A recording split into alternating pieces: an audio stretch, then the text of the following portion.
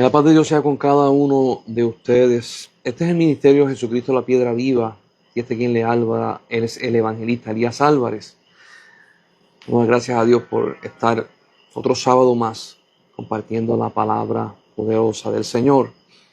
Hay unas personas que me han preguntado y gracias le damos a Dios a aquellas personas que siguen la página de Facebook de la misionera Bisley, la esposa del pastor Juan Carlos de los Guaraos.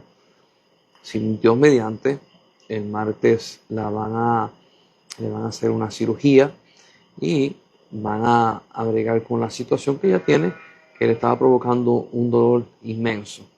Hemos estado, ¿verdad? Bisley, Thais, las otras personas en Venezuela han estado allí bregando y llevándola a diferentes médicos, haciéndole diferentes exámenes, y gracias al Señor ya el martes, si Dios lo permite, ella entra en cirugía. Así que gracias a los que están orando por eso. Estamos esperando que nos den también noticia de que han terminado con el bote, porque hubieron muchas lluvias y no se puede seguir bregando en el bote con lluvia. Estamos esperando que todo se acomode y vamos a ver unos días espectaculares que Dios va a permitir que podamos hacer movimientos nuevos. Esa casa misionera se está terminando y podemos entonces hacer lo que Dios ha puesto en el corazón de Bisley, de Edward, de Thais y de otras personas, donde se va a esparcir el evangelio a los guaraos y se van a levantar líderes guaraos, predicadores guaraos, evangelistas guaraos, y se está levantando una escuela donde se está enseñando a escribir, a leer, y se va a otorgar diplomas de cuarto año. Así que le damos gracias al Señor por todas estas cosas maravillosas que están pasando allá, incluyendo la misionera Diana y entre otros misioneros que están traduciendo la Biblia en guarao. Así que a mí esto me da mucha alegría ser parte de este ministerio y me da un gozo el poder añadir este granito de arena para el Señor. En el fondo van a estar escuchando a mi oveja Twinkie, que no ha parado de alabar y pedir más comida de la que se le ha dado. Así que aquellos que están preguntándose, ¿y cómo es tener una oveja? Pues es algo como lo que usted está escuchando. Se le da comida, se le da todo lo que necesita y sigue pidiendo más. Yo me gozo y a veces me río con ella porque a veces le damos comida y dice que es suficiente, no voy a hacer ruido, pero otras veces no para. Mi hermano, a veces ella está 4 horas a 5 horas berreando. Así que ella va a estar conmigo posiblemente en toda la enseñanza en el día de hoy. Estamos hablando de el que habita al abrigo del Altísimo. Estamos en el Salmo 91. Y ya vamos por la parte, creo que está la parte 6, si no me equivoco. La vez anterior hablamos acerca de el discípulo no es más que su maestro, ni el siervo más que su señor. Bástale al discípulo ser como su maestro y bástale al siervo ser como su señor. Ahora, el Salmo 91 habla acerca de habitar. Vamos a leerlo. Salmo 91, el verso 1 dice, el que habita al abrigo del Altísimo morará bajo la sombra del Omnipotente. Y quizá haya gente que están diciendo, todavía no me has definido las dos, te las voy a definir después. Pero quiero hablar de unos conceptos, porque si yo te defino el verso y tu concepto de lo que es familia celestial está equivocado, no vas a agarrar la enseñanza. Y yo quiero esta noche poder expresar este concepto que Dios pone en la Biblia acerca de familia. ¿Ok? Y no voy a buscar versículos porque ya lo he leído, sino que voy a unir diferentes enseñanzas que ya hemos dado para poder explicar este concepto de familia. Si usted busca en Génesis capítulo 1, cuando Dios hace la creación, en el día número 6, Dios hace al hombre y a mujer. En el capítulo 2, Adán lo pone a trabajar y Adán, como habíamos hablado, colabora y trabaja junto con Dios. Y después que Dios hace animales, y los animales a Adán le pone nombre, Dios le da un sueño al hombre y le saca una costilla, y de esa costilla hace a la mujer, que después Adán le pone varona, le pone nombre. Todo empieza con una familia. Yo quiero que usted se quede con ese sentir de la creación. Sí, Dios dividió las aguas de las aguas, sacó la tierra, hizo la hierba, los árboles, hizo el firmamento, las estrellas, el sol, la luna, todas esas cosas, los peces, las aves, los animales. Pero todo lo que está hecho por causa del hombre. Y lo que es la familia que Dios está creando para que se reproduzcan. Esto es bien importante porque hay un término en la Biblia que se presenta de que hay una familia celestial. Cuando usted lee en el libro de Job dice, y los hijos de Dios vinieron a donde Dios, porque había una reunión, y ahí pasan unas cosas, y en el capítulo 2 dice, y los hijos de Dios fueron a donde Dios a reunirse. Y usted mira y usted dice, ven acá, Dios tiene una familia espiritual, y en el caso de Job, el término de los hijos de Dios es dado a creaciones con autoridad por encima de creaciones. Dios tiene una creación que está presente delante de él. Pero cuando Dios va a ser el hombre, crea una creación carnal, espiritual y almática. Y pone al hombre dentro del planeta en un mundo material. Y quiere que se reproduzcan porque todo empieza con familia. Ciertamente Adán y Eva pecan y Dios va a redimir. Cuando Dios empieza a hablar con los hombres, usted se da cuenta de que los hombres se pusieron rebeldes, pasa el problema de Génesis 6, y se pusieron más rebeldes, y dice la Biblia que la maldad se empezó a propagar, pero a una forma agigantada.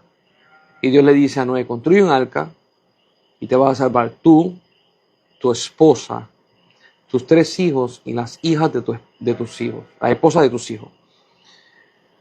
Destruye a Dios el mundo con agua y volvemos otra vez a ver una familia empezando de cero. Mire qué interesante, a Dios le interesa, su forma de operar es crear familias y la familia se reproduce y los papás tienen hijos y los hijos tienen hijos y ahí están los nietos, los bisnietos, los tataranietos, familia. ¿Qué pasa? Cuando vuelve Adán a Noé, empiezan a multiplicarse y empieza a haber maldad de nuevo y pasa la torre de Babel y Dios dice, me voy a buscar a uno que me represente. Llama entonces a Abraham y le dice, Abraham, sal de tu tierra y tu parentela y te voy a llevar a la tierra que te voy a mostrar.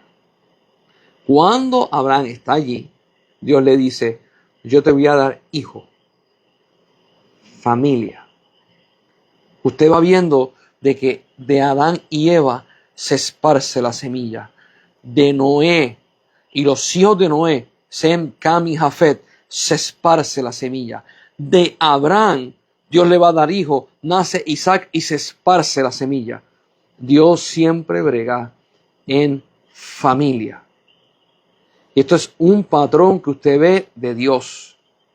Dios no brega con, vamos a juntar individuos que no se conozcan, que no tienen que ver nada uno con el otro y vamos a hacer un grupo y lo seguimos. No. Dios brega en familia, descendencia, con semilla. Cuando usted mira el Antiguo Testamento, usted va a ver de que las tribus de Israel se empezaron a propagar, empezaron a multiplicarse. Pasa todo lo que pasa con Egipto, con José. Los hermanos lo venden. José allá le pasa unas vicisitudes en Egipto, lo pone el faraón segundo al mando por cosas que Dios obró y Dios hizo. Jacob y sus hijos van a Egipto porque José le dijo, aquí es, vengan que los voy a dar cubierta. Dice la Biblia en un versículo, y eran 70 los que vinieron con Jacob. Y en otro verso en la Biblia dice, y Jacob con sus hijos 73. Y esto le doy en una orejita para las personas que dicen, la Biblia se equivocó. En un número dice 70 y en otro número dice 73. La Biblia no se equivocó porque cuando dice 70 dice los que vinieron Jacob y los que vinieron con él. José ya estaba en Egipto y sus dos hijos estaban en Egipto. Cuando el próximo verso dice, y todos los que estaban en Egipto viviendo con Jacob, y ahí está contando a José y a los dos hijos, son 73. Cuando pasan los 400 años, los israelitas se multiplican. Dios no le da la tierra prometida a ellos antes de eso, porque dice que la maldad de los que habitaban en Canaán no había llegado a su límite. Dios tiene límites en lo que es maldad y cosas horrendas. Cuando llega el límite, entonces Dios saca al pueblo de Israel y los lleva a poseer la tierra de Canaán. ¿Okay? Cuando van y reparten las tierras, se reparten las tierras por el número de las tribus de Israel. ¿Okay? José, que es el que estaba segundo al mando en Egipto, Dios, por causa de una bendición patriarcal que le dio Jacob a José, le dio doble. Entonces, por eso que usted ve que cuando se reparten las tierras, se reparten por los hijos de Israel. O sea, vamos de nuevo con familia, por la semilla. Pero cuando se reparten las tierras, no hay una tribu que tiene una tierra que se llama Leví. Porque Dios dijo, Abraham me diezmó en Leví. Leví es mío, Leví no hereda la tierra de aquí, sino hereda la tierra del cielo. Por lo tanto, Leví vivía entre todos sus hermanos y no era heredero de tierra. Pero cuando usted cuenta las tierras que se dividieron en 12 porciones, porque Efraín y Manasés, que son los hijos de José, heredan cada uno. Usted tiene 12 tierras divididas en las tribus y 2 de esas tierras son hijos de José, pero el número 12 no se puede ir. Y cuando se cuenta entonces las tribus de Israel por causa de Leví, se mencionan que son 12 contando a José. Todo esto es familia. Dios siempre opera en familia. Ahora, cuando usted mira el Antiguo Testamento, en la familia habían conflictos. Bueno, los hermanos de José lo vendieron porque habían celos. Porque las esposas de Jacob eran 2 y cada una de ellas tenía una sirvienta y él también las tomó como esposa. Jacob tenía de 4 mujeres los hijos, que serían 12 varones y una hembra. Era Dina. Había conflicto entre ellos porque a Jacob se se le iba el corazón detrás de José. Y los otros hermanos estaban graves. José tuvo unos sueños, se pusieron más celosos y problemas familiares. Después, cuando usted va más adelante en las tierras, cómo se dividen y todo lo demás, hay unas historias acerca del tiempo en que estaban los jueces. Aquellos fueron horribles. Habían jueces que hicieron lo bueno, habían jueces que empezaron bien, terminaron mal, y habían jueces que se supone que estuvieran haciendo algo y estaban metidos donde no tenían que estar metidos. Y estoy hablando de Sansón, que en vez de estar juzgando a Israel, estaba metido con los filisteos, teniendo relación y romance con las mujeres de los filisteos. Familia, Antiguo Testamento, siempre hubo problemas. Siempre hubieron sus situaciones. Pregúntele a Judá con Tamar. Pregunte a Jacob con Esaú. Pregúntele a David, que siendo él uno de los más pequeños, lo pusieron como rey y los hermanos le tenían un coraje. Pregúntenle a otras diferentes. Pregúntele a Jeremías, que profetizaba de parte de Dios, y el rey de Jerusalén se molestó con él y lo metió en el calabozo. Familia, problema. Y cuando usted mira lo que Dios quiere hacer con el pueblo de Israel en el Antiguo Testamento, usted va a ver que de Dios hay un esmero increíble para que el pueblo de Israel pueda obedecerlo y pueda seguirle. Y una tras otra vez usted va a ver un problema que tiene Israel. ¿Cuál es el problema? Tiene un problema de compromiso. Y un problema de compromiso. Hubieron unos momentos en donde el compromiso estuvo firme. Dice la Biblia que en el tiempo de Josué, el que siguió después de Moisés, dice que Israel no se apartó ni se fue a los ídolos, y hasta que Josué no muere, Israel se quedó obedeciendo a Dios.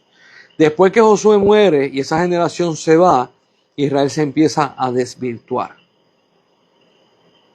Y una y otra vez usted va a ver que de momento vienen ataques hacia Israel, los filisteos. El pueblo de Israel clama a Dios. Dios le dice: apártate del pecado, apártate de esto, haz lo correcto, hacen lo correcto, y Dios le abre brecha y echa fuera a los enemigos. Pero esto pasó una y otra vez. Una y otra vez. Pasó con Babilonia, pasó con los medos, los persas, pasó con Roma, una y otra vez. Entonces, cuando usted mira el Antiguo Testamento, usted dice: wow, Dios se acerca a su pueblo y su pueblo tiene un problema de compromiso. Falla. Dice que lo va a hacer, no lo hace. Una generación se esfuerza, la otra generación no lo conoce. Esto es un desastre. ¿Cómo Dios, queriendo levantar una familia, va a lograr que por fin se dé? Cuando Jesucristo viene y se encarna, Jesucristo, lo primero que empezó a hablar fue del reino de los cielos. Y lo voy a llevar paso por paso para que usted vaya viendo el concepto. ¿De quién era el reino de los cielos? Pues de su Padre. Volvemos de nuevo con el concepto familia. En el cielo está el Padre, el Hijo y el Espíritu Santo. Dios es 3 en 1, la Trinidad. Dios es Dios Padre, Dios es Dios Hijo, Dios es Dios Espíritu Santo. Familia. Dios Padre, Dios Hijo. Familia. Y él empieza a hablar acerca de el reino de mi Padre, que me envió y yo lo represento a él. Yo no hago mi voluntad, sino hago la voluntad de mi Padre. Hasta este momento, Israel había tenido líderes que le habían sido fiel a Dios y eran dignos de seguir. Moisés, Enoc, Abraham, Isaac, Jacob, Israel. Pero no necesariamente los hijos de ellos se hallan con el mismo ímpetu o con el mismo compromiso.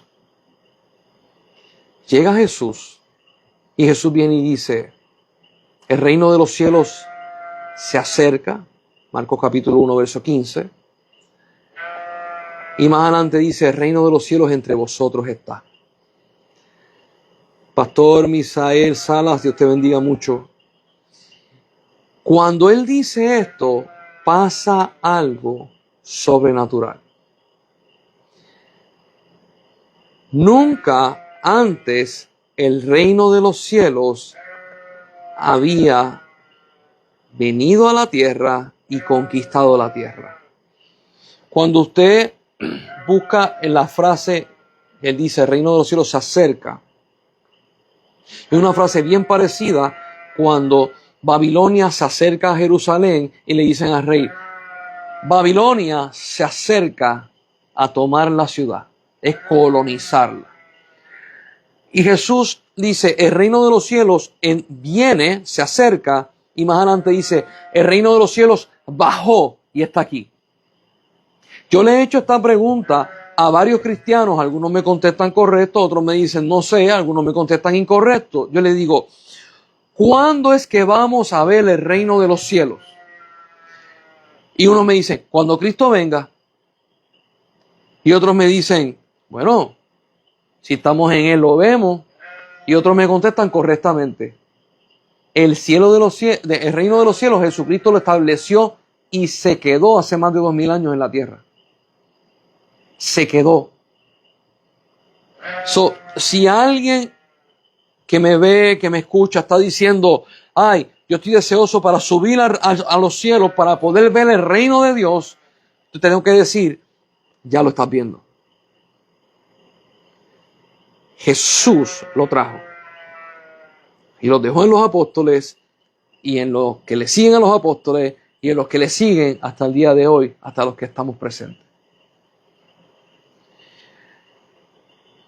Jesús vino a predicar familia. El Padre me ama, por eso me envió, dijo Jesús. Y Jesús le dijo a los discípulos, el Padre os ama. Y más adelante en Juan 19 dice, como el Padre me envió, así yo los envío a ustedes. Familia. Y una de las cosas que amarra este concepto que Jesús está presentando de familia es la oración de Juan 17, cuando Jesús dice, Padre, como tú y yo somos uno, que ellos sean uno. Como yo soy dentro de ti, que ellos sean dentro de mí. Como yo tengo todas las cosas tuyas, que ellos tengan todas las cosas mías, porque si están en mí, están dentro de ti. Familia. Yo quiero que tú veas, el reino de los cielos es familia. Ahora, si usted ha tenido, como expliqué en la clase número 1 y número 2, si usted ha tenido una mala experiencia con familia, el concepto de familia celestial se le hace difícil. Ahora yo quiero que usted vea algo que Jesús hizo con nosotros, donde hace que el concepto sea natural. Jesús le habla a Nicodemo y le dice, para entrar en el reino de los cielos, tienes que nacer de nuevo. Juan capítulo 1 explica que nacemos no de carne ni sangre, sino nacemos del Padre. Si nosotros nacemos del Padre, nos convertimos en hijos de Dios. Y hoy yo tengo, si lo puedo poner en palabras humanas, un reto para las personas que van a ver y están viendo esta enseñanza. De que tú conozcas a Dios como tu Padre Celestial. Y que lo definas no por el concepto humano que tienes, sino por decirle a Dios, revélate a mi vida, te quiero conocer como el Padre que tú eres. Porque los hombres que existen en este planeta simplemente son una sombra de lo que es un Padre. El original es el Dios Todopoderoso, el Altísimo Dios, Jehová de los ejércitos. Ese es el original, el Padre original. Y Dios vino a hacer de Cristo una familia celestial. Y en esta parte me tengo que detener.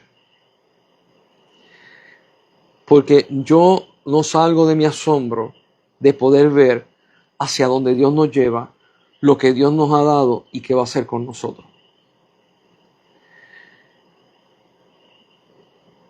Vamos a leer por encima, había explicado esto hace un tiempo atrás, Juan 14. Lo voy a leer y simplemente voy a tocar unos puntos. Cuando Jesús está hablando en Juan 14, está hablando con sus discípulos. Y cuando usted lee Juan 14, usted tiene que leerlo en el contexto de que es a los discípulos. No es una enseñanza a todas las personas. Es algo íntimo del maestro y el discípulo, explicándole cómo son las cosas y qué va a suceder. Lo voy a hablar por encima, usted puede buscar más información acerca de esto, porque tiene mucho que ver con la cultura judaica y cómo Dios le revela a los judíos. Jesús en Juan 14 dice, no se turbe vuestro corazón, creéis en Dios, creed también en mí. En la casa de mi Padre muchas moradas hay. Si así no fuera, yo los hubiere dicho, voy pues a preparar lugar para vosotros. Y si me fuere y os prepararé lugar, vendré otra vez y os tomaré a mí mismo para que donde yo estoy, vosotros también estéis. Y este verso yo lo vengo escuchando desde mi niñez. Y siempre decía, qué precioso, no lo entiendo. Y hay personas que me decían, pero ¿cómo tú no vas a entender eso? Si mira lo que dice, no lo entiendo. Yo decía, no lo entiendo. Pero qué lindo, pero no lo entiendo. Hace varios años atrás, un pastor, teólogo, empieza a hablar de Juan 14. Y explica que culturalmente en Juan 14 Jesús estaba refiriéndose a lo que es el compromiso prematrimonial judaico, donde usted se acerca a la doncella que usted se vaya a casar y le propone matrimonio y proponer matrimonio a ese nivel significa un acto legal de matrimonio. Usted no va a entrar en unión con la persona, sino es verbal. Después que el hombre da eso, esa legalidad verbal, el hombre tiene que irse. Tiene que trabajar, fabricar una casa, un lugar seguro para esa mujer y para los hijos que vaya a tener. Tener un trabajo estable, que cuando ella llegue no padezca. Y cuando él tenga todo eso, entonces viene y entonces hacen el acto de casamiento. Con toda la ceremonia, que habían veces que duraba una semana, o 3 días, o 5 días, depende de cuánto dinero usted tuviera. Y entonces usted se casa y lleva a esa doncella a la casa que usted construyó, que usted hizo. Cuando Jesús está hablando en Juan 14, está hablando con los discípulos y le está diciendo, esta es mi promesa de un pacto que tengo con ustedes tan serio que es prematrimonial. Yo me voy a ir, me tengo que ir. Y usted va a decir, pero ¿de qué tú estás hablando? Y es sencillo. Él dice, en la casa de mi Padre muchas moradas hay. Pero yo voy a preparar moradas para ustedes. Si usted lee, voy a citar Efesios capítulo 4. Primera de Pedro, creo que es el capítulo 2, que te dice, en Efesios 4 dice, y nosotros, el fundamento de Cristo, y nosotros construimos encima de los apóstoles y los profetas.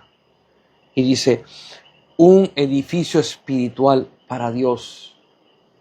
Esto es bello. En Primera de Pedro dice, y Jesucristo la piedra viva, y nosotros como piedras edificamos una casa espiritual para Dios. Se está haciendo referencia a la Nueva Jerusalén que se habla en Apocalipsis. Y cuando usted une Efesios, que nosotros construimos con nuestras vidas, Primera de Pedro, nosotros como piedras vivas, Dios construye el edificio espiritual. Y cuando usted ve lo que dice en Apocalipsis, usted se da cuenta que Dios está construyendo ese edificio espiritual con nosotros. Y nosotros somos parte del edificio. Yo quiero que usted pueda verlo. Si es la primera vez que lo escucha, no se me apresure, busque información. La Nueva Jerusalén tiene 12 fundamentos. Cada uno de los fundamentos tiene un nombre de los apóstoles. Las puertas son 12 perlas y cada una tiene el nombre de una tribu de Israel. Usted cuando entre por la Nueva Jerusalén va a entrar por las puertas que tiene el nombre de Rubén, Simeón, Leví, Judá, Isaacar, Dan, Neftalí, Benjamín, José. Usted va a estar entrando por ahí y usted va a estar pisando sobre el fundamento de los apóstoles. Y cuando usted lee con cuidado la Nueva Jerusalén, está el fundamento con el nombre de los apóstoles y encima de ese fundamento, alrededor del fundamento, hay piedras preciosas. Y te las menciona, cantidades de piedras preciosas. Y Pablo y Pedro dice, están construyendo ese edificio porque él es piedra viva, los apóstoles son fundamentos. Dios está construyendo la ciudad, el fundamento con los apóstoles y las piedras preciosas son ustedes. Y Jesús está diciendo, yo voy a construir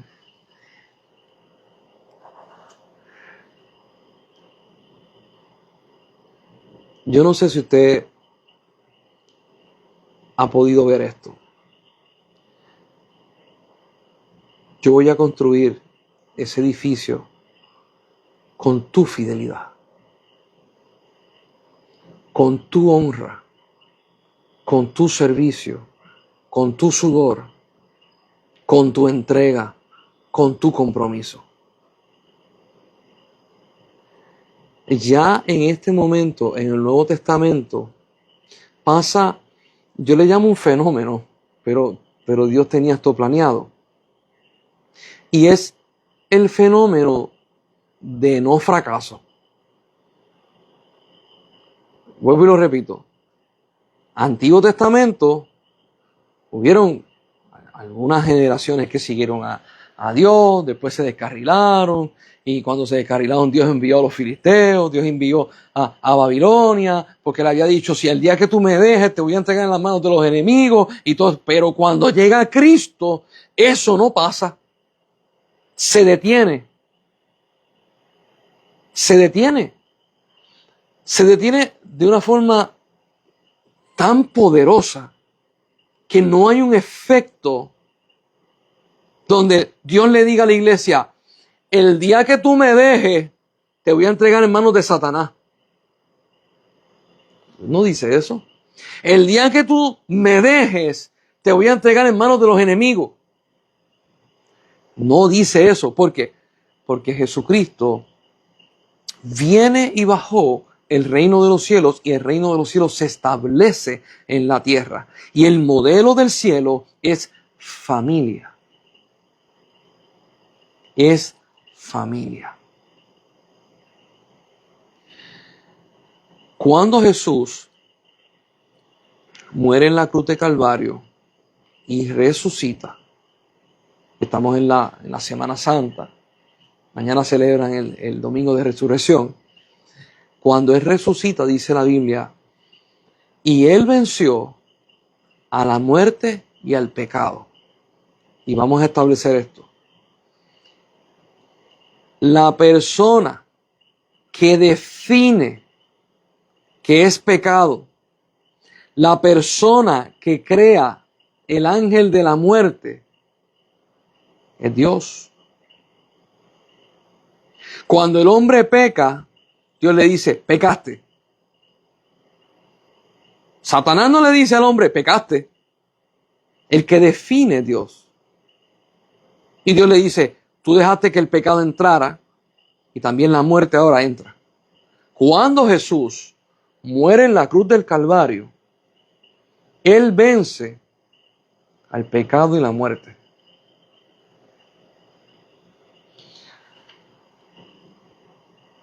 Cuando los vence, usted tiene el problema más grande que había, se acabó. Y mucha gente va a decir, no, el problema más grande que había y que hay todavía es Satanás que está suelto. No. Voy a explicar por qué. Cuando Jesús está predicando, Jesús dice, no le temas al que puede matar tu carne. Témele al que puede agarrar tu alma y la puede echar en el infierno. Témele a ese. ¿Por qué el alma de los hombres va a terminar en el infierno? Jesús dijo, el infierno, ¿verdad? Y el lago de fuego y azufre fue hecho para Satanás y sus secuaces y sus seguidores, los que le siguen. Nunca fue hecho para el hombre, pero el hombre, cuando se somete debajo de Satanás por causa del pecado y la muerte, por ahí se fue con Satanás. Jesucristo le dijo a los fariseos, ustedes son esclavos. Y los fariseos le dijeron, nosotros nunca le hemos servido a nadie, nosotros nunca hemos sido esclavos. Y es bien interesante porque se lo están diciendo y es Roma que está gobernando Israel. Y ellos dicen que no. Y Jesús dice, yo no estoy hablando de eso. Yo estoy hablando de que ustedes son esclavos del pecado. Cuando Jesucristo vence, dice la Biblia, y venció la muerte y el pecado. Hizo otras cosas adicionales, pero voy a mencionar esas dos. Cuando Él resucita, resucita con poder y le dice a la iglesia, toda potestad me es dada a mí, sobre todo lo que está en el cielo, sobre todo lo que está en la tierra y sobre todo lo que está debajo de la tierra. Y le dice a la iglesia, y yo le di esa potestad a ustedes. Escucha esto que voy a decir. Si Él venció a la muerte y al pecado, busque en la iglesia primitiva los fracasos y las huidas de los apóstoles. Yo quiero que usted entienda algo. Los apóstoles fueron los primeros en su clase. Y si yo comparo a los 12 apóstoles con los 12 hijos de Israel, no tienen comparación. Los hijos de Israel hicieron un montón de travesuras, hicieron un montón de cosas viles, Dios los perdonó,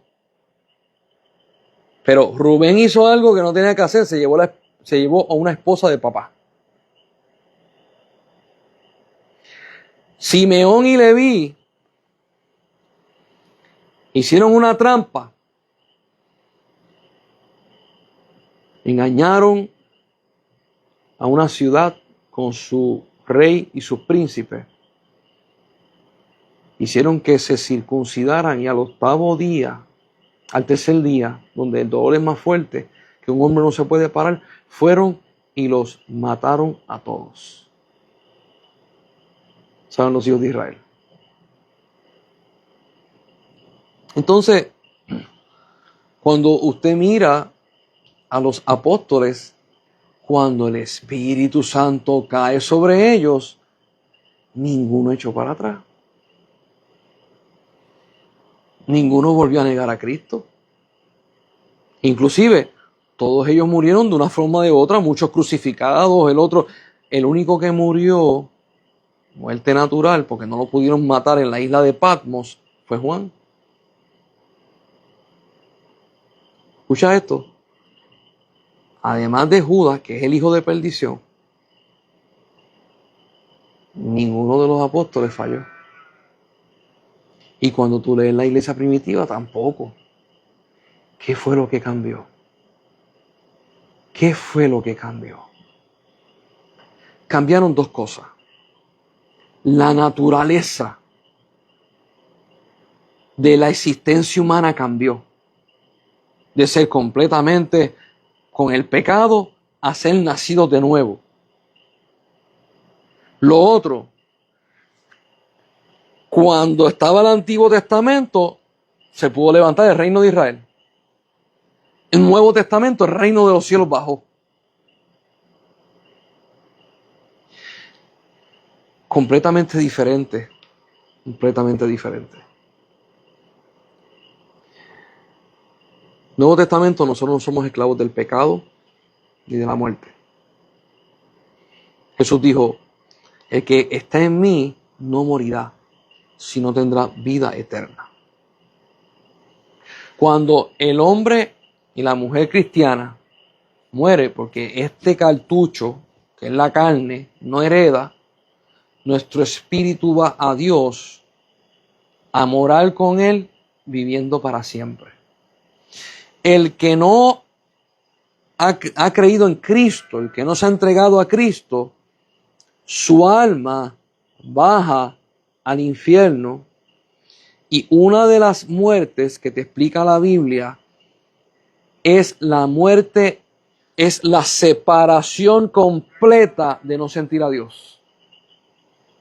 Todas las personas cuando Satanás y sus secuaces y los hombres y mujeres que le han querido servir a Satanás vayan lanzados al lago de fuego y azufre, allí no se va a sentir la presencia de Dios, allí no se va a sentir el aliento de vida de Dios, ahí no se va a sentir nada, y es una segunda muerte, separado de Dios. Y Dios le está diciendo a la iglesia, el que está en mí no morirá, sino tendrá vida eterna. Ahora, yo quiero que usted agarre esas tres que acabo de mencionar. No muere, tienes vida eterna. El reino de los cielos está aquí. Tú eres hijo de Dios, estás lleno del Espíritu Santo. ¿Dónde está el fracaso?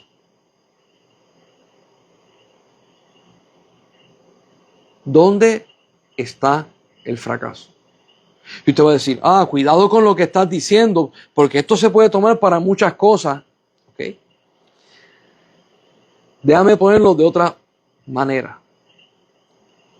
¿Dónde están las malas enseñanzas que te han dado, que te han llevado a creer que Dios te salvó para que tú después fracasaras? ¿Dónde están estas malas enseñanzas donde te dicen, no, Dios te sacó del lodo cenagoso, Dios te sacó de la muerte, de lo más terrible, y ahora que estás en la iglesia, ¿tú sabes qué? Fallaste, no sirve, descalificado. Eso no está en el Nuevo Testamento. En el Nuevo Testamento sí está, si alguno es hallado en pecado, ustedes que son sabios, maduros, restáurenlo, guárdenlo, y cuando ya haya sido sanado y fortalecido, entonces pónganlo a trabajar. Iglesia, ¿qué se supone que se haga cuando alguien cae? Cuando alguien aparentemente fracasa, cuando alguien, cometió un error, un pecado. Se supone que nosotros restauremos altar.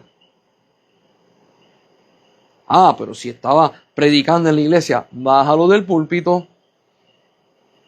Los pastores breguen con él, Si quieres llamarlo, ponerlo en disciplina, o como tú lo quieras llamar, restáuralo. ¿Cuáles son las malas enseñanzas? Wow. Si tú estás en el mundo, te dicen, si tú estás en el mundo y estás fornicando, adulterando, metiéndote droga, viviendo una vida depravada, metido en 20,000 cosas que no tiene que estar metido, Cristo te salva. Pero cuando estás en la iglesia, si cometes un error, te descalificamos.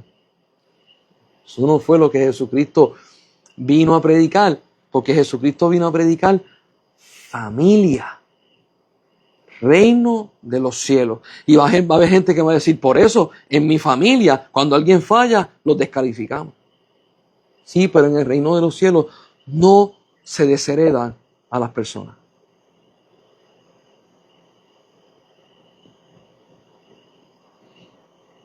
Y voy a poner el ejemplo más fuerte todavía. Cuando agarraron a Jesús en el Getsemaní, todos los apóstoles salieron corriendo. Bajo las definiciones de muchas iglesias, todos ellos están descalificados. No sirven para ser apóstoles. Pedro negó 3 veces a Jesús. Para muchas iglesias, si una persona niega a Jesús, está descalificado. Pero Jesucristo no vino a predicar religión. Vino a predicar reino, familia. Y ahí es donde muchas veces nosotros estamos dándole la oportunidad que el enemigo entre a la iglesia y arrebate a las personas que están en la iglesia. ¿Por qué? Escuché esto en una predicación, me gustó y lo voy a compartir. Si usted llega a una iglesia y una persona le dice a usted, si mañana no pago los 3 meses atrasados que debo de la casa, el banco me la quita. Y usted le va a decir, ay Dios mío, oraré por ti. Pero si usted va a esa misma iglesia y la persona que le está diciendo eso a usted es un hermano carnal, yo le garantizo que usted no va a decir eso. Usted se mueve y hace lo indecible, usted va a saber lo que tiene que hacer. Dejémonos de tratarnos como si él es el hermano mío de la iglesia. No, papá. Él es mi hermano en Cristo. Escucha lo que te voy a decir. Él es mi sangre porque yo fui comprado a precio de sangre y mis vestiduras se lavaron con la sangre del Cordero de Jesús. Si alguien lavó sus vestiduras con la sangre del Cordero de Jesús, es mi hermano de sangre. Dejemos de estar tratándonos como si fuéramos hermanos de un título. Yo he ido a iglesias donde la gente viene y dice, no, fulano se fue. Ay, ¿por qué se fue? No aguantó el empuje. ¿Cómo? ¿Y alguien lo llamó por teléfono? No. ¿Y alguien lo fue a visitar? No. ¿Alguien sabe cómo está? No. ¿Alguien sabe si el enemigo se metió, se coló y esa persona tiene problemas graves? No. ¿Por qué? Dios saca de esta iglesia a quien tiene que sacar. No somos familia. Predicamos reino de Dios y no somos familia. La familia se busca, vela uno por los otros, mira cuáles son las necesidades, se rodea, se acompaña, se visita, se le presta atención y se defiende. En la iglesia primitiva, escuche esto, dice la Biblia, y no había necesidad en la iglesia. ¿Por qué no había necesidad en la iglesia? Porque se trataban como familia. Hoy nosotros nos tratamos como miembros de una iglesia. Y como somos miembros de una iglesia, pues si a mí me va bien, es porque tengo fe. Y si a ti te va mal, es porque tú no tienes fe. Yo estoy dando ese ejemplo porque me lo he encontrado en las iglesias. Yo fui a una iglesia que me estuve congregando por 2 años y medio, casi 3 años. Y ellos dieron una escuelita bíblica. Y iban a dar título y todo. A mí no me interesan los títulos, yo que quería estudiar. Y estábamos estudiando las clases y llegó el momento de estudiar la clase de fe. Y uno de los líderes de la iglesia pues fue a dar la clase. Junto conmigo había un pastor y habían otros hermanos de la iglesia, éramos como 14. Cuando el hombre empieza a hablar de prosperidad. La clase es de fe y empezó a hablar de prosperidad. Y él dio una de las definiciones que las iglesias de prosperidad, no todas, pero muchas, dan. Y dice, si tú estás bien económicamente, tienes fe. Si Dios te ha dado un negocio, tú tienes tu casa, tú tienes un buen carro, tú tienes fe. La clase duraba 1 hora. El hombre solamente hablaba de él. Nunca tocó la clase de fe. Volvemos la otra semana, el otro martes. Y cuando yo veo que el tipo sigue hablando de él, yo levanto la mano y le digo, varón, yo tengo negocio propio. Yo no he estado en el lugar de prosperidad que tú dices que tú estás. Si yo no estoy allí, pues entonces yo estoy mal. Y si yo estoy mal, pues no tengo fe. Ahora, ¿tú me puedes explicar qué es fe? Todo el mundo se me quedó mirando como que, ¿qué le pasa a este tipo? Tú no sabes lo que es eso. Yo lo estoy haciendo adrede. Y le digo, porque, chico, Pablo no tenía dinero y era apóstol. Pedro no tenía dinero y era apóstol. Los esparcieron por todo el mundo. Estaban sin dinero y tenían fe. ¿Me puedes explicar qué es fe? Entonces el hombre empezó a dar definición bíblica de fe. Y empezó a presentar puntos. Cuando se acaba la clase, el pastor que está ahí me dice, Elías, gracias. Me di cuenta de lo que tú hiciste. Somos familia. Esta es una de las cosas por la cual el enemigo se mete en la iglesia.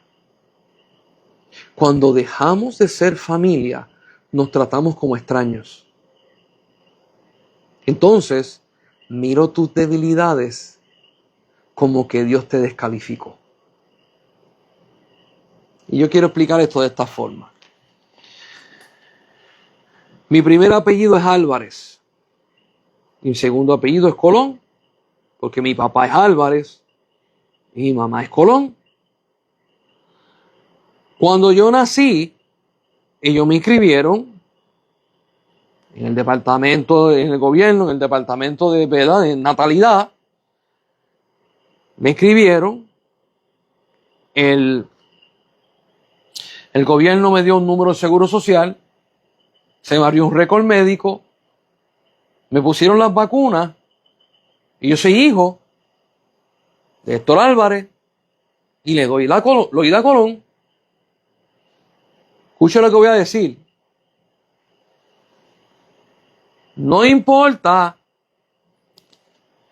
si yo soy el mejor ejemplar en Puerto Rico, filantrópico, el mejor de los mejores, sigo siendo Álvarez Colón. Y si yo fuera un maleante y voy preso, Sigo siendo Álvarez Colón. Humanamente, para que mis padres me deshereden, tiene que ser algo bien caótico. Pero bien caótico. Ok. Humanamente es así. Es más, hay una ley en Puerto Rico que si mi papá no quisiera darme herencia, el gobierno de Puerto Rico, bajo las leyes federales, lo obliga a él darme herencia porque yo tengo su apellido. Y eso es en el plano carnal. ¿Qué me será en el plano espiritual? ¿Qué me será en el plano espiritual? Dice la Biblia en una parte, hablando de Jesús, y Él no se avergüenza de ellos. ¿Y quiénes son ellos? Pues los que creen en su nombre. Los que creen en su nombre. Ok.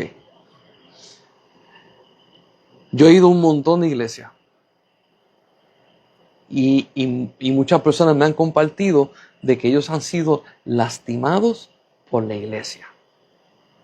No por el mundano, no por el que no conoce a Cristo, sino ha sido lastimado por la iglesia. Y yo le digo a ellos, mira, si tú has sido lastimado por la iglesia, las personas que tú te encontraste que te lastimaron son bebés recién nacidos. Porque un bebé recién nacido no controla su fuerza, te va a tocar y te pone el dedo en el ojo y te vomita y no sabe qué hacer. Pero cuando tú tienes una persona que es crecida, madura, deja de hacer esas cosas. No me compares a personas que te han herido como personas maduras. Pónmela como recién nacido. Y el trato que tú vas a tener con tu hermano y con tu hermana en Cristo, me lo vas a dar por lo que Jesucristo enseñó y por lo que el Padre nos dio. No por lo que la gente te da. ¿Por qué? Error número 1 en las iglesias. Expectativas de hombre. Ese es el error número 1. Expectativas del hombre. ¿Cuáles son las expectativas del hombre? Cuando tú pretendes de que el pastor de tu iglesia se supone que lo sepa hacer todo y pueda mover todas las fichas. Error número 1. Y en ese mismo, no, el copastor también tiene que hacerlo todo. No, hay gente que piensa de que el pastor sí predica. Tiene que saber arreglar motores de carro, tiene que saber pintar casa, tiene que saber plomería, electricidad, tiene que saber porque es el hombre de Dios. Ese es el error. Cuando vamos a la Biblia le hace 1 Corintios capítulo 12, que Dios le dio dones, le dio capacidades y le dio llamamiento a las personas, a cada uno en una cosa diferente, según el Espíritu entiende que dé, para crecimiento de la iglesia. Yo como familia, yo tengo que buscar quién tiene cada don y cómo esa persona puede moverse en la iglesia en conjunto con los otros dones. Si yo tengo una persona que es predicador y esa persona es tremendo predicador, pero no sabe cocinar, y cuando vamos a darle comida a los deambulantes o le vamos a dar comida a la gente que está necesitada, no lo pongas a cocinar. Ponga a cocinar a la gente que sabe. Y si tú tienes una persona que es tremendo cantante, que adora a Dios y bendice a Dios, y no predica, no lo pongas a predicar. ¿Por qué? Porque el don que le dio el Espíritu Santo es para cantar y adorar. Es esa perspectiva que tenemos nosotros que daña. Mire, vamos a 2 de Corintios, capítulo 5, el verso 16. Y con esto termino. Cuando usted lee Primera de Corintios, en Primera de Corintios, Pablo, y lo expresa en el capítulo 2 y en el capítulo 3, expresa, yo le quiero hablar a ustedes como adultos, como a maduros, pero veo que ustedes tienen conflicto y se está comportando como nenes chiquitos, tengo que volver otra vez a repasar y darle leche, porque ustedes no aguantan cosas maduras. Eso fue en la primera carta.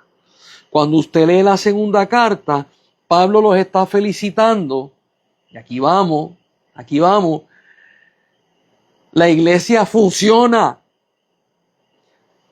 La iglesia responde al Espíritu de Dios, responde en los oídos a quien Dios manda. Pablo escribe en la segunda carta felicitando a la iglesia porque creció, felicitando a la iglesia porque maduró y dice, ahora te voy a hablar como adulto, como maduro. Vamos a hablar de esta manera. Mira lo que dice 2 de Corintios 5:16. Dice, de manera que nosotros de aquí en adelante a nadie conocemos según la carne. Y aun si a Cristo conocimos según la carne, ya no le conocemos así. ¿Qué está diciendo Pablo? Esto cambió. No es en la carne. Cuando tú miras los defectos de tu hermano, no lo mires en la carne. Ah, pero es que aquel es bueno, es que aquel no sirve para esto, aquel no lo mires en la carne. ¿Y cómo lo voy a mirar? El 17 todo el mundo se lo sabe, pero nunca o casi nunca me juntan los dos versículos. Mira lo que dice el 17. De modo que si alguno está en Cristo, nueva criatura es. Las cosas viejas pasaron y aquí todas son hechas nuevas. Voy a compartirle una experiencia que yo tuve con este versículo. El Espíritu de Dios me llevó a este versículo. Y cuando yo leí, yo dije, wow, ¿qué es esto? Me estaba diciendo, cuando tú eres maduro, tú no miras la carne de los hombres. Tú miras lo nacido de Dios en las personas. Vuelvo y repito, pastores que me están escuchando, maestros bíblicos que me están escuchando, enseñen esto. Cuando tú eres maduro, la carnalidad de la persona no es la que tú vas a mirar para reaccionar, sino lo que nace de nuevo en Jesucristo. Cuando yo me paro frente a ti, una de las cosas que yo le tengo que preguntar a Dios es, Dios, ¿cómo tú lo ves a Él? ¿Cómo tú lo llamas a Él? ¿Y cuál es el propósito que tú tienes con su vida para yo tratarlo como tú lo tratas? El verso 16 dice, ya no conocemos a nadie en la carne. Y si conociste a Jesucristo en la carne, este versículo es espectacular. Si tú viste, estás diciendo, si tú viste a Jesús cuando era niño, que fue a los 12 años al templo y se perdió, etcétera, etcétera. Si tú lo viste cuando bajó a las aguas y bajó la paloma, si tú lo viste cuando multiplicó los peces, si tú lo viste cuando caminó por encima de la mar, ya esa carne no es así. Ya no es así. ¿Por qué? Porque Jesucristo fue resucitado con un cuerpo glorificado. Y está diciendo, ya no conocemos a nadie en la carne.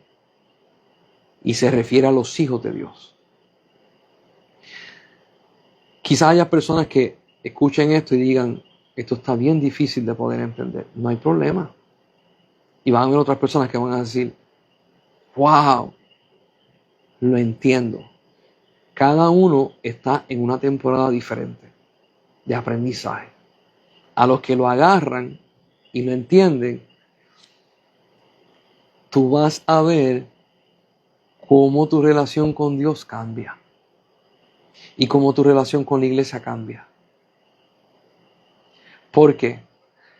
Porque hay muchas iglesias que todavía no son maduras y tratan a las personas por las fragilidades carnales. no por la potencia espiritual que tiene. Y cuando usted tiene un bebé en Cristo, usted va fortaleciéndole en fe y fortaleciéndole y dándole herramientas para que crezca en el carácter de Cristo. Como dijo Pablo, hasta que lleguemos a la altura del varón perfecto. Cuando tú entiendes esto, tú empiezas a tratar a la gente con honra. Porque en el cielo se trata a todos los hijos de Dios con honra. No se tratan a los hijos con menosprecio. Vuelvo de nuevo. Aún en la parte carnal, yo he visto mamás que los hijos son tecatos, usan drogas, son usuarios. Y los hijos le han robado. Los hijos le han robado los muebles, le han robado el televisor, le han vendido todo. Y la mujer no sabe qué hacer. Y lo sigue amando y lo honra. Y eso es en una vida pecaminosa. En el cielo no existe el pecado. En el cielo no existe maldad. Porque nuestro Dios y Padre Celestial, que Él es justo. Él es verdadero. En Él no hay sombra de variación. Él ama y Él honra. Y como es el Rey, así son los que están en el reino. Aman y honran. Jesús dijo, en esto conoceréis que son mis discípulos, en que se amen los unos a los otros. La gente van a conocerlos a ustedes porque ustedes se comportan como el cielo. La honra es, para los que han tenido la oportunidad de tener una experiencia en el cielo, cuando usted llega allá, lo primero que le hacen es honrarlo. Ahora yo te voy a decir esto. Cuando tú llegas a la iglesia tuya, ¿qué es lo primero que te hacen? Te honran. Y si usted va a decir, sí, te voy a decir, qué bueno que estás con gente madura. Y si tú me dices, Tacho, a mí no me honran en mi iglesia, te voy a decir, estás con personas que son bebés espirituales todavía. Todavía están en 1 Corintios. No han pasado a 2 Corintios. Pero tú que estás buscando crecer, tú que estás buscando madurar en Cristo, 2 Corintios capítulo 5, verso 16, ya no conocemos a nadie en la carne. No conocemos. Conocer. Sino que si alguno está en Cristo, nueva criatura es. Es la nueva criatura que yo conozco. Las cosas viejas pasaron y aquí todas son hechas nuevas. Si a ti te llaman, te empiezan a llamar como Dios a ti te formó y te hizo, tu vida no va a ser igual. Pero mientras te sigan diciendo todas las cosas carnales tuyas, tu realidad espiritual nunca va a ser real para ti. Dios vino a salvar a lo que se había perdido. A Jesús dijo, yo no vine a condenar. Escucha esto. Yo no vine a condenar, porque el que está perdido ya está condenado. Yo no vine a condenar. Yo vine a salvar. ¿Cuál es el corazón que nosotros tenemos que tener? Salvar, restaurar, fortalecer, aconsejar, darle vida a los que lo necesitan. Oye, y si honramos, ¿no nos pareceremos más a nuestro Padre Celestial? Practícalo. El Espíritu Santo te va a guiar para que vivas en la libertad de Cristo, no en la libertad de los hombres. Para que vivas en el reino de Dios, no en la religión de los hombres. Y para que dejes de ser, esta frase que te voy a decir quizás es complicada, para que dejes de ser esclavo de lo que ya Dios te hizo libre. Que la paz de Dios sea contigo y que el Santo de Israel ilumine tu vida y a través de su Espíritu te dé más a conocer de Él de lo que hay en su corazón y de la iglesia. Nos vemos.